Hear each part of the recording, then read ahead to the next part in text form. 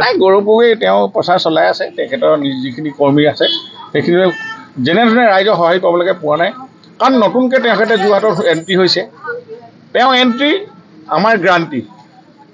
আমি এতিয়া 100% উন্নয়ন কৰিম সেইটো গ্ৰান্টি গৌৰৱ গগৈ এণ্ট্ৰি হৈছেহে প্ৰথম যোৰহাট লোকসভাত তেওঁ চিনাহতে মানুহৰ লগত পইচাতে সময় লাগিব আৰু ৰাইজে ক'ৰবাত যায় চাবলৈ যায় কোনটো গৌৰৱ গগৈ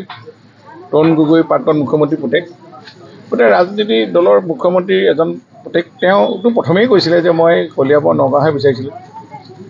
যোৰহাটত বিচৰাই নাছিলে কাৰণ যোৰহাটত তেওঁ এৰিলেই গতিকে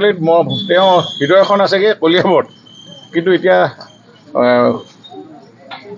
নিৰ্বাচনৰ স্বাৰ্থত আহিছে ৰাইজৰ ওচৰত আৰু হাৰিম বুলিও তেওঁ নিশ্চিত হৈছে মই যিটো গম পাইছোঁ কিন্তু কোনো প্ৰাৰ্থীয়ে হাৰিম বুলি নকয় আজি নিৰ্দলীয়জনো নকয় হাৰিম বুলি লাগিলে তেওঁ 2000 ভোট পাওক গতিকে এইটো নিৰ্বাচনত এইটো নিৰ্বাচনৰ এইটো কৌশলী পলিচি পৱন সিং ঘাটোৱাৰে যোৱাকালি কোনোবাখন মিটিঙলৈ গৈ ঘূৰি আহিলে তেওঁ মানুহ নেদেখি ঘূৰি আহিবলগীয়া হ'ল কৈছে বোলে কাম দেৰি হ'ল আমিতো সেই একে সময়তে মিটিং মাৰোঁ 12 বজাৰ এটা যেতিয়াই হাজাৰ গোট খায় তেওঁ গ'লে গোট নাখায় কি কাৰণ তেওঁক এভইড কৰিছে তেওঁ যিমানখিনি আমাৰ চাহ শ্ৰমিক ৰাইজক ঠগিলে তেওঁ সেই শাসন তেওঁ লিডাৰ হৈ তেওঁ শাসনকালত সেইকাৰণে তেওঁ মানুহে নোপোৱাল কাৰণ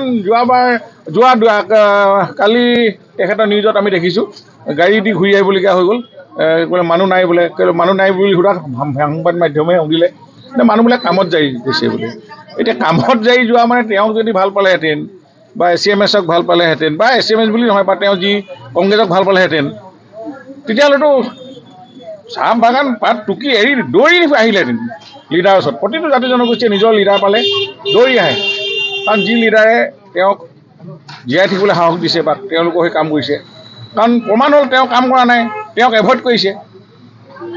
গতিকে এনেকুৱা ধৰণৰ ঘটনা অসমত চলি আছে গতিকে সেই পুৰণা